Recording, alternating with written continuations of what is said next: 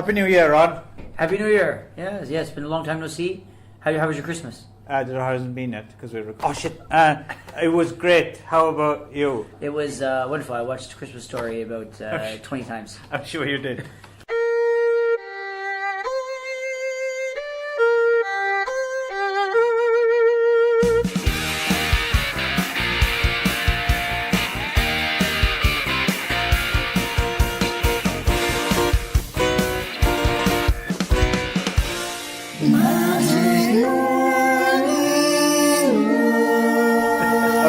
So we're kicking off 2019 with Ron's choice. Yes, and welcome to the Magic Morning Wood. Yes, here we are. Oh yeah, yes. By the way, you're this is the Magic Morning Wood. Right. Welcome back. Right. Thanks for joining us. Should we take another round of that? Nah, forget it. Yeah. Right. Okay. So welcome to 2019 to the Magic Yes. Morning Wood, and hope you all had a nice Christmas. Yes. And welcome to the Magic Morning Wood. And welcome to the Magic Morning Wood, by the way. If I hadn't It's mentioned 2019. that. 2019. Happy New Year. Yes, Happy New Year. And did we mention that this is the Magic Morning Wood? So we're starting off this year with Which is 2019. 2019. Happy New Year, by the way. Yes, yeah, by the way. Yeah. This isn't annoying, is This is the Magic Morning Wood, by the way. Testing your patience from the get-go in From the 2019. Well, this is our New Year's resolutions for 2019 is to annoy the listeners as much as possible. Yes, because, we're trying to get our numbers down. There's too many of you downloading. Yeah, both of you are too many. So we're going back down to my choice of this month or this episode, which is the 2013 2012 movie Seven Psychopaths. Right.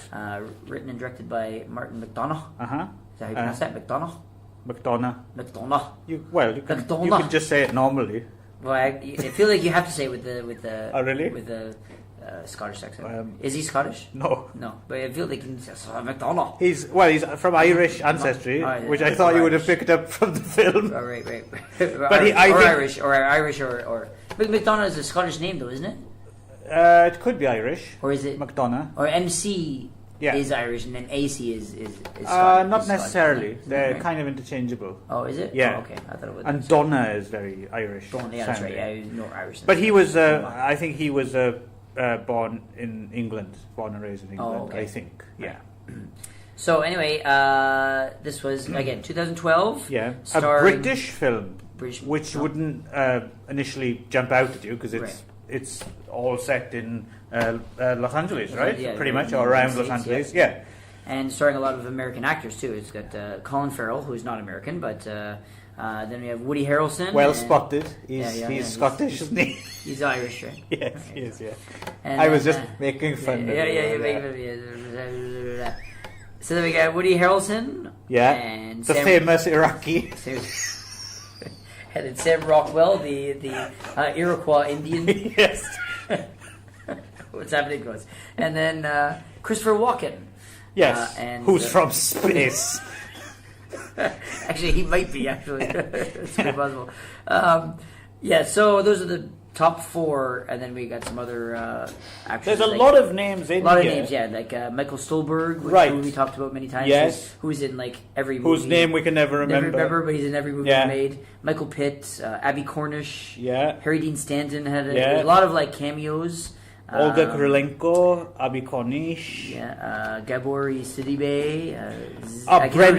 Brendan Sexton III. From Pekka. What's his name? Zeliko Ivanek. Yes. I can never pronounce his name. But no. He's in a lot of stuff too. And here's the I mean, I was going to get to this later, but seeing as you're going through the cast list, the controversial one. Bonnie. No. Is Crispin Glover in this film? Is he? Yeah, I think so. But it's funny. He's not in the cast. No, I know he's not. Because I was looking. The first thing I did before watching this was I read my review I wrote of it. Right? Okay. And I have the with and Crispin Glover. Okay, fair enough. And then I was watching it, and there's a scene. It's one of the it's not a flashback. It's because it's not when he's telling the story about Harry Dean Stanton, and in the courtroom behind Harry Dean Stanton, there's a guy who like stands up or causes a ruckus or something, and I was like, oh, Crispin Glover. oh, there he is. I was wondering where he was. And you never see him again, right? Yeah. And I was going through the IMDb, I went down to the bottom, they'd have Crispin Glover uncredited, not there. And then I discovered on Reddit, Crispin Glover, I'm assuming it's the real one, did one of these, "Hi, I'm Crispin Glover, ask me anything" threads, which is actually quite entertaining if you're a Crispin Glover fan. And he was explaining about what happened with Back to the Future and everything. And someone mentioned, "Oh, I spotted you in Seven Psychopaths," and he claims he's not in Seven Psychopaths. Okay. But I have to go back and watch this. you watch the scene I'm talking about. If that's not Crispin Glover, it's someone who fucking looks exactly like Crispin Glover. And the thing is, I'm not about... Why would he lie about it? That's classic Crispin Glover. Yeah, that's exactly the kind of thing Crispin Glover would do. Would be in a film and then claim he's not in it. Oh, I see. So maybe possibly with Crispin Glover or his doppelganger. Right, okay. Yeah. I have to go back and watch that. I didn't see the scene. I have to be honest, I came into this movie completely uninitiated. I had no idea what I was in before. I had ideas based on the title. Okay, right. And also having seen 3 Billboards outside Ebbing, Missouri, which is the same writer-director. Martin McDonagh, yeah. Martin McDonagh. That way you say it. Which is really annoying already. But he... first time I ever saw anything by him was 3 Billboards. Okay. Which I really, really, really enjoyed. Yes, and me. It was probably my favorite movie of last year. Okay. Or 2 years ago, because it's 2019. That's right. Whew. Right. Whew. Oh, I caught there. Almost caught us. Nice save. And, so I assumed, of course, there are some directors, Bob Clark, for example, who do very, very different kinds of movies. Mm-hmm. So I didn't know if Martin McDonagh was one of those directors that do different kinds of movies, but I assumed it would have maybe, based on having seen 3 Billboards and the title of 7 Psychopaths, that it would have some sort of similarities in terms of theme and feeling. If I can just stop you right there for a minute, Ron. So, because being more versed in theatre, I assumed you would have known Martin McDonagh from theatre. I know the name, but I've never read it. Okay. I know of him, but right, because that's how he first became he did very celebrated. He was a writer, so that, right? Yes, I think the Pillow Man is the big one. I think. And I've seen Pillow Man. I saw a production of Pillow Man in Tokyo once, which was quite good. Okay. But I didn't know much about him before that. So right. So it was he's a bit after my theater training. I see. I didn't have a chance. Yes, I wasn't overly. I just knew of him, and I think I'd read a few bits, and I always got the feeling, and we'll get into this more when we discuss this and his broader kind of movies. I'm getting from a few things I read. I'm getting a feeling from his theatre work and maybe from his movie work as well. It's one of this. You never quite know what you're going to get. You're possibly going to get something really good, or you're going to get something that feels very, very contrived and someone going out of their way to kind of shock you or do something, but it's not working, and you can see all the precedents to what he's doing. Right. Do you see what I mean? Like, and you can see why someone who wouldn't necessarily know much about the history of theatre, the things that he's alluding to, would think, oh my god, this is really groundbreaking or something. Right. But if you knew a bit about the things that he likes, then it's Emperor's New Clothes, right? Yeah, I guess so. But again, sometimes sometimes he overcomes that, which, I mean, we'll get into it. For me anyway, just from the get-go, let's say that would be the difference between this film and 3 Billboards, for example. And we can go further into that a bit later on. Yeah. So, So I basically chose this because after seeing three Billboards, I downloaded this because I wanted to see some of his other stuff. Yeah. And then I kind of had it on the back burner waiting to go for a while. Uh-huh. And so then I just decided this time that I had it waiting to go, I might as well do it. Yeah. And it seemed like something that I would enjoy. Right. And so I know you were a little more lukewarm on the choice.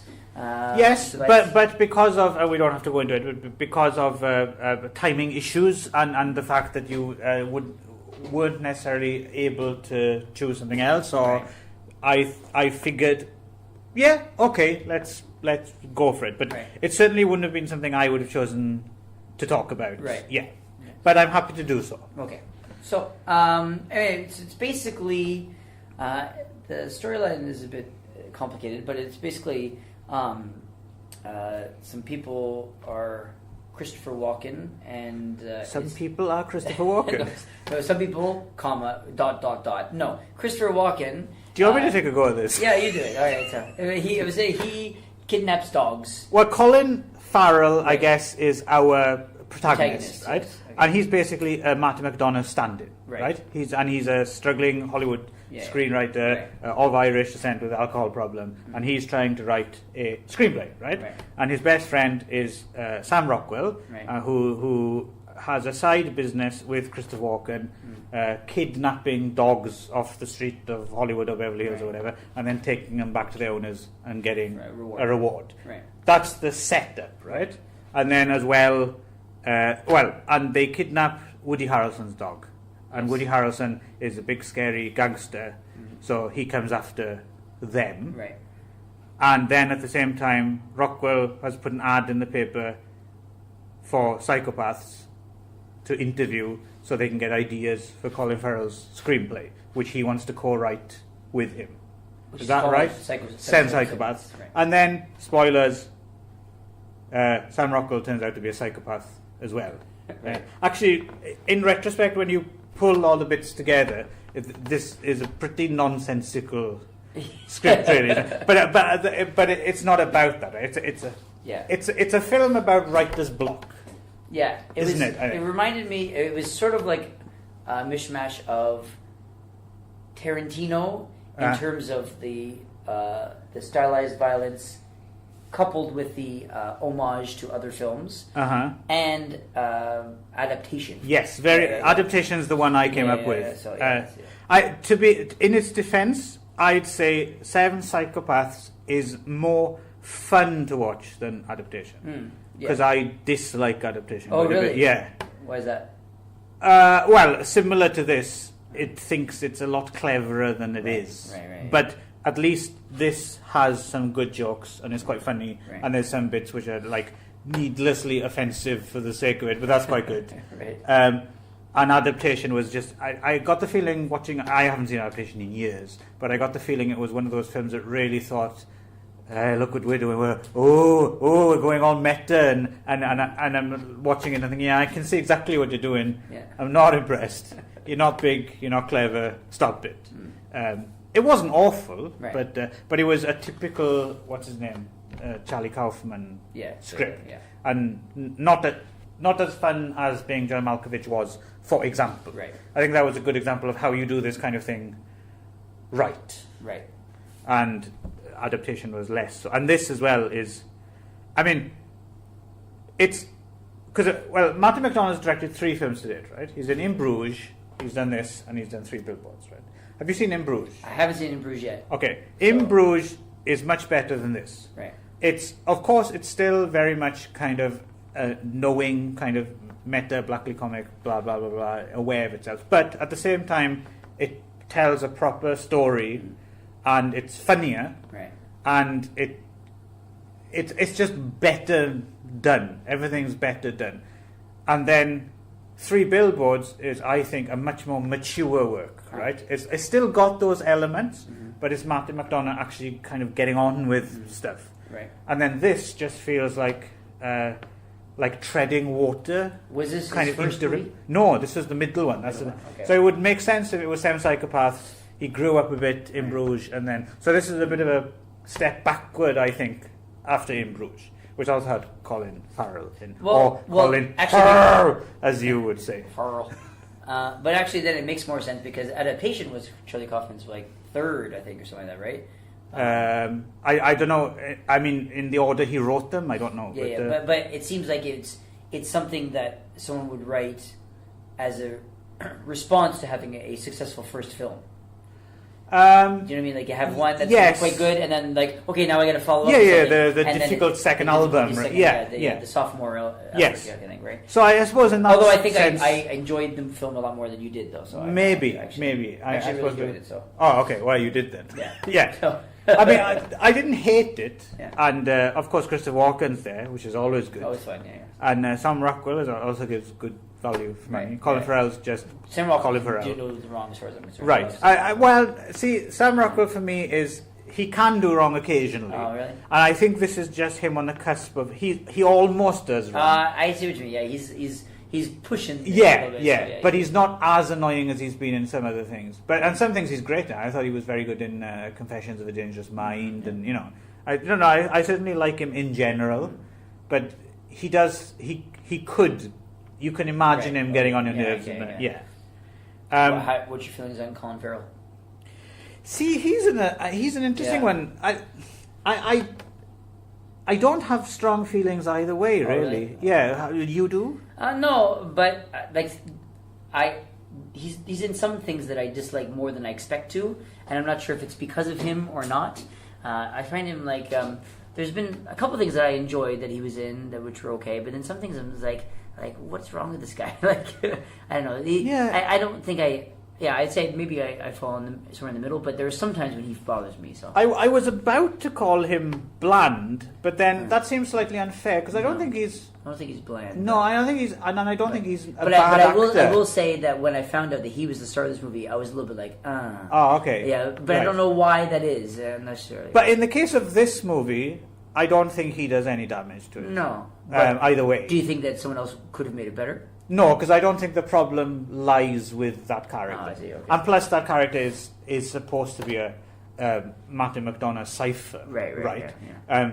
So, I mean, he surprisingly he does quite well in the films of what's his name, Lanthimos, Igor Lanthimos, the guy who made The Lobster, and Killing of a Sacred Deer. Right. The latter of which is particularly good, I think. And if you've ever seen any of his films, they always ask the actors to deliver very unnatural dialogue in a very stilted, unnatural way. Right. And Colin Farrell's actually quite good at doing that. Yeah. And that's not a dig. I mean, I think it is difficult to do well, particularly in The Killing of a Sacred Deer, actually, which is a very interesting movie. So yeah, Colin Farrell, I don't know. I don't mind him. Okay. Let's put it that way. It's like, Christopher Walken, of course. I mean, I can watch him in anything. He's just. He's like, I take peyote. He's just fucking. There's one actual scene between him and Colin Farrell, and I'm wondering if it's ad-libbed. The scene where he offers to give him his scarf. Oh yeah. And they're just kind of smirking, and I was thinking, this looks unscripted, right? I was really well. Colin Farrell generally looks like he can't keep his shit together, right. Which is I don't think I could either. Right. With Christopher Walken looking at me, like I find him so funny. But he was giving the scarf to Woody Harrelson. You're quite right. Yes. Yeah. I was like, there we go. I've substituted. Yes. So it's that scene. So I think Woody Harrelson even, and I'm a big Woody Harrelson fan as well. Actually. Right. Yeah. Even though, he has a tendency to sometimes overplay it. Which he does a bit here. Yeah, I think he's very much enjoying. He's having fun. Yeah. But in other films, I think he's really, really good, right? But no, Christopher Walken. I mean. The trouble with Christopher Walken is I think he's been so good and he's been so good for so long, and he's so good even when he's not trying. We take him for granted. And there was a period when I was slightly obsessed with Christopher Walken, so I read lots of interviews with him and stuff like that. So I a little bit understand. I know a bit about his method in terms of like. Well, number one, he doesn't turn down roles, right? Oh, really? Yeah, he's kind of he has no hobbies. He says basically at home, I'm not even trying to I'd love to be able to do it, but I can't. He basically, when he's at home, he just like sits around and watches his cats. Like he doesn't have any hobbies or anything. So he's not very picky. So he's in a lot of stuff that isn't necessarily that good, right? And he always raises it, right? And he's got an interesting it's funny. Lots of famous people who've worked with him have a Christopher Walken story. Just like his weird behavior. Yeah. And himself as well. He was saying he does this interesting thing where he was like he was saying like sometimes when he's acting with someone, he'll decide he has a secret that the other person doesn't know about him. Okay. So sometimes, and he'd be doing anything, but then suddenly he'll decide, I'm Elvis, but you don't know that. This kind of thing. Which kind of accounts for that kind of weird, I don't know, smirk or something. I guess, he always has this look of he knows something that you don't know, right? What were your feelings on Christopher Walken? Well, I think that's true. That I think he has such a very specific, stylized way of speaking, and his mannerisms are very so that they're idiosyncratic. You know what I mean? Like that. I think sometimes people forget that he's actually a very decent actor. He's very good. Yeah. So I think it gets covered up by the fact that he's so iconic as a person, right? Because if he's not in the mood, he can just lay on the Walken shtick, and people will love it, yeah, right? Of course, But then, occasionally he'll do something and he'll raise his game a bit, and you realise, fuck, this guy is really talented, right? Apparently the you were saying about apparently that's something he does when he gets a script, or he used to at least, would be he'd scribble out all the punctuations. Oh, really? Which accounts for strange way of speaking. Sentence structures when it's like where it's like you can't gauge it at all. It's wonderful.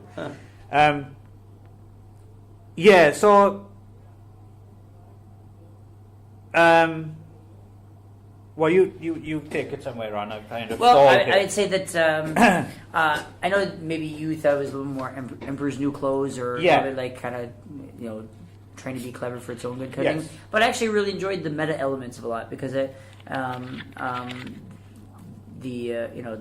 referencing itself, self-referential aspects of it. So it just I think it's been done a lot. It's been done even better in other movies. But I didn't begrudge it doing it. It didn't annoy you. It didn't annoy me at all. No. Okay. I thought it was a good. It was an interesting choice for this.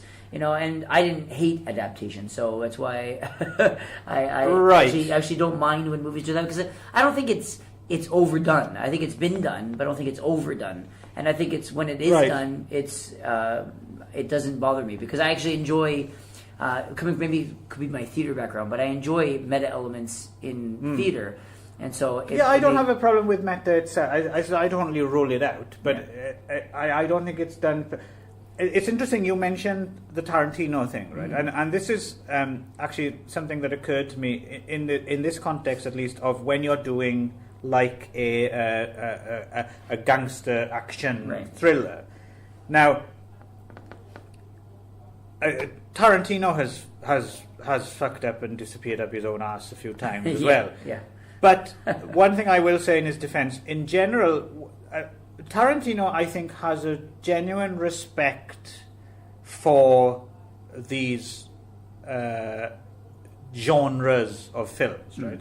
So when he's doing something meta, I think it's done with a real love and respect for genre conventions, right? I get the feeling that he's not having a go at it, but he understands it. And sometimes that works in his favours and sometimes it doesn't. Right. But I got the feeling that with this, it was slightly more condescending, where it thought it was cleverer than the material it was lampooning. And I didn't... So it was almost... I got that feeling that like they were poking and pointing things out and as if it had never occurred to anyone else, And it was like, we know...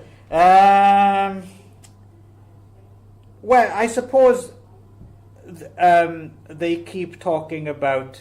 for instance, one good example is they keep talking about the misogyny in the film, for example. Right. Like they keep... he said, as long as the dog doesn't get shot... As long as the dog doesn't, you can shoot as many women in his like... And then Martin McDonagh's stand-in, Colin Farrell, is talking about how he can't write women, or rather Sam Rockwell say you can't write women's scenes. Right. And then there's that scene in the shootout where Abby Cornish suddenly turns out and she's in a wet t-shirt. And, Right. and I understand what they're going for, and it's Yeah. not that I find it... it's not that I find it offensive or something in the way like, oh, you're trying to get away with... It's not that. I mean, if they wanted to have someone showing that, they could easily do that. But I got the feeling that they were like pointing out something that... so what? Like, I don't understand... Yeah, and what's your point kind of thing. Like, it was nothing new to me, and I didn't think they took it in an interesting way. And it wasn't funny. I think that was the kicker for me. I mean, some scenes were funny, don't get me wrong. Yeah. But usually the funniest scenes for me in this were the non-meta scenes. They were non-meta scenes. Or when they were a bit more tweaked to be... There's a few little lines here and there which are quite funny. Like, Sam Rockwell has a few good ones, like... when he's getting exasperated by there not being a shootout, doesn't he? All right, okay, then all the black lesbians will become friends or something. And it's just like, okay, that's quite funny. So there was a few bits like that which I thought were funny. Yeah. But then the stuff that was meta and I think was supposed to get knowing laughs were just, yeah, I know, and it just wasn't funny. But I didn't hate it. But I suspect you would really enjoy In Bruges. I'm probably sure. I mean, yes. I enjoyed... because it does this much better. I enjoyed Three Billboards, and I enjoyed this a lot more than you did, and so I'm almost certain I will. Right, so right. Eventually I will see it whenever I have a chance to see it, kind of thing. So, which, do you think either this or Three Billboards are better or incomparable, or do you, or at least do you see what I mean about one being a more mature work than the other? Yes, I do see that, but of course I would say that they're... I'm not sure if you can compare them really, though, because I mean I think that in general they're different genres, right? I mean they have similar themes and similar feelings to them and the way they're written and shot, but one is like really a straight up drama, whereas the other one was more of like a meta action violent comedy kind of thing. Yeah, but I think it'd be unfair to both of them to compare it to the other one. I feel of them. I suppose I feel they're part of the same kind of continuum almost. Like so, I can see Martin McDonagh being fascinated by the kind of thriller or in general, and then because Three Billboards is a thriller as well. It's like a mutated thriller. Yeah. You'd still say it's within that genre. Right. So that's what I mean. Is he's found a new direction to kind of go. Right. And it's interesting, and this might be going into territory I don't have the right to go into, but for instance they're talking about the misogyny blah blah blah and you don't know how to write women's characters. I mean there's a lot of men who can't write women's characters. It's not necessarily a problem, right? But I think my guess would be in McDonagh's mind, I might be wrong with this, but my guess is he thinks he's overcome that in writing Three Billboards and having Frances McDormand as the main theme. Yeah. But you see, in a way, I would argue that Frances McDormand's character in Three Billboards is almost gender neutral. Like you can imagine a man playing that role. Yeah. Right. So I don't necessarily, I'm not sure if. Yeah, it's difficult to I'm trying to. It's like Martin McDonagh is somehow. I feel as if he is critiquing himself, but maybe he's critiquing himself in a way he thinks he's critiquing his old self. So Seven Psychopaths feels to me a little bit like someone who thinks I'm writing a film that would parody a bad film that I would write if I didn't have writers, when I had writer's block. So, but I think the film just proves that he still had writer's block when he delivered it and they made it and he directed it. And that could be the point. It could be just a fuck you from Martin McDonagh. It could be Martin McDonagh saying, look, I had writer's block. I don't know about his personal life, but it's possible he had alcohol problems like this character did as well. I was in a bad place I was writing shit. But fuck you, I've made this film, and my shit film is better than your average film. Okay. That would be more cynical reading. That might not be what he was thinking at all. I mean, but I couldn't help feel a certain smugness in that. Really? I thought it was more of like a.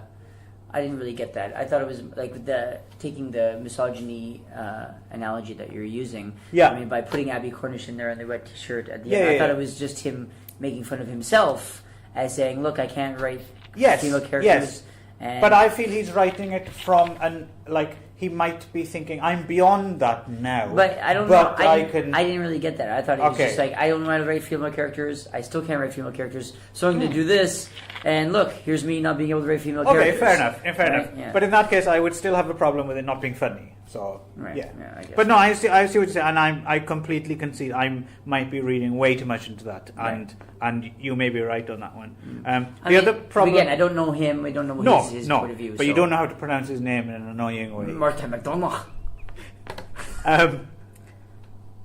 The other mistake they make as well, which is a classic, it's amazing how many films make this mistake, is when they pay homage to another better film by putting a clip of it in their film, and then you think of the better film, right? So there's a scene where they go to a movie theatre early on, and they watch Takeshi Kitano's Violent Cop, right? There's like a scene on the screen. I didn't know what movie that was. Well, if you hadn't seen it, then you wouldn't know, right? But if you know it, then you immediately think of Violent Cop, and then you think, I wish I was watching Violent Cop, because Violent Cop is, in its own way, is also very different and more, obviously, a Japanese movie as well. So it's kind of, that's in its own way a parody of the tough guy violent action thriller, but I think much more subtle, like a lot more underplayed. I mean, it's there, the self-parody is there, but not as in your face as Violent Cop is excellent. Actually, I might do Violent Cop on the show. I love Violent Cop. And the other thing as well, speaking of like the final sequence where you have this is more of a personal thing, when you have the monk setting himself on fire to protest I always thought this guy was protesting the Vietnamese War, right? But he wasn't protesting the Vietnamese War. He was protesting the treatment of his family. No. In real, I think it was just the oppression of Buddhist monks in Vietnam at the time. As I told you, my subtitles didn't work, so I don't know what he was saying. Okay. But I always remember that image, of course, that monk burning. It's a very famous image of that time, right? I tell you who else copied that. Richard Lynch. You know the actor Richard Lynch. You know he has like all those scars and shit. Okay. He set himself on fire to protest the Vietnam War. Really? Yes. And I can't remember. I think I've heard him talking about. He might even have been under the influence of acid at the time. Makes more sense. He set himself on fire to protest the Vietnamese War. But when I was watching, because I've always been kind of fascinated by this concept of self-immolation. Like I've always just like, can you just fucking imagine doing that? Like, and with the stillness that he does it as well. You see it in the photos, and he's just, I don't know what it is, what you'd call that, self-control or faith or belief or what the hell that is.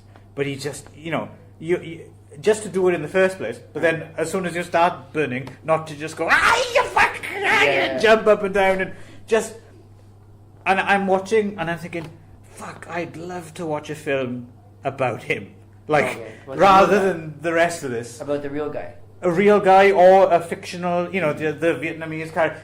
It was just something that took me out of the movie. It just immediately made me think, fuck, why isn't this... that's what I mean. I'm wondering if this is like, like all writers, Martin McDonagh maybe has like a box of little ideas that come to you, right, on a strip of paper you throw in a box, and then when it's time to write, you take them out, and have a look. I was wondering if it's one of those things that was like me, he'd been fascinated by this monk, and had written note to self, write script about monk or something, Right. and he'd sat down and he was unable to actually write a script about that monk, so he just threw it in. And this film feels to me a bit like that, like it's lots of bits Right. that he couldn't do anything with, Right. so he just kind of threw them in the pot. Together, yeah. But that would appeal to me more. Would be make a film about that monk. That would be more interesting. Yeah. So yeah. Mm. Okay, well, I enjoyed it a lot more than you did, but Right. I thought it was funny. I enjoyed it. Yeah. I enjoyed the violence and the meta elements. But I get this. I mean, obviously, But no it was one's. my first viewing. It was your second. Yes. So But I felt the same the first Oh, I time. see. In fact, I think I enjoyed it a bit more the second time, Oh, really? just because I knew what I was getting into, so I wasn't expecting Okay. too much. But obviously there's no right or, but I get the feeling, even though we have slightly different opinions, you understand my reservations. Yes, I do. My reservations aren't alien to you. No. Right. I understand. Yeah, but I think anything that decides to be meta for any reason, right? That decides to draw attention to itself or be self-referential has always walks a fine line. Of course. Of being too far one way or the other. Yes. Right. Yes. And sometimes it's well done well, sometimes it's not, and I find that usually it's quite subjective, and that people people react to meta elements quite differently. Yes. You know what I mean? So even just you take a movie where they take a Ferris Bueller where he talks to the camera. You know what I mean? Like these meta elements like that kind of thing, right? Right. So I mean, whereas certain area some people like that, some people don't, right? Like why is he talking to the camera, right? So, and plus as well, I'm not opposed to it in general, and I'm not one of these people. Because some people are vehemently opposed to it. Yes. Some people are like, it's just lazy. It's just lazy. I'm not that at all. I think you can have fun with it, and I do like other movies or other things that do that. Right. But like you said, it is subject, and I suppose it's the way it's done, and I think it needs a lightness of touch, Right. which maybe this doesn't have. Right. And I suppose the other way would be to make it so crude that that could potentially work as well. Right, yeah. But I think it has too much. It feels as if it has. It's a bit too self-conscious to fully kind of. I think it still thinks it's. Well, I think it thinks it's cleverer than it is. Right. Let's put it that way. Yeah. I can see that. Yeah, I didn't bother me though when I was watching it though. I didn't find that I didn't find it condescending or self-aggrandizing at all. I just thought it was what it was. And yeah, I agree that it did feel a bit like a melting pot of just kind of stuff thrown together. It didn't always necessarily come together. I would have liked to have seen a little bit more of a resolution at the end. Yeah. Tying things up, but it didn't bother me that it didn't. Right. So. And Christopher Walken walks through it unblemished as always. Well, not totally blemished. He dies, right? No, but you know what I mean. In terms of just, there's very few actors who can get away with choices that are. He just floats through everything. Yeah. There's very few things where if the film's good, he makes it better. Yeah. If it's bad, he makes it better. But it's very rare that the film makes him look bad. Right. Yeah. And I suppose you could argue on some level with another that might be selfish or something, like it's someone like. But in his case, it doesn't, because he kind of goes with the flow of the film always, but with dignity somehow. Yeah, There's some kind of weird he's always Zen he's always Christopher Walken. Act of least resistance acting or something. But I think Seven Psychopaths is worth a look if you're interested in this genre of movie. Yes. And a must for all you Crispin Glover fans. I'll have to have a look at it again, see what it was. But I thought it was. I enjoyed it. I had fun. The other thing I wanted to mention while we're here, because Martin McDonagh obviously gets a lot of ink now, especially after Three Billboards. Have you ever seen his brother's movies? No. He has an older brother, John Michael McDonagh. That's the one. John Michael McDonald. I'm sure he doesn't find it annoying when you say that either. And he's directed 3 features to date. The recent one I haven't seen is called Warn Everyone, and I haven't seen it. But judging from the other 2, I'm very much looking forward to see it. The other 2 movies he did both starred Brendan Gleeson, who was also in Bruges as well. The first one's called The Guard, with Brendan Gleeson and Don Cheadle. Mm-hmm. And then he did another one called Calvary, which has got Brendan Gleeson in as well. Both of these films are very good and very funny. And probably better than Seven Psychopaths, but maybe not as good as In Bruges or 3 Billboards, if we were going to have some kind of ranking going on. He also wrote Ned Kelly.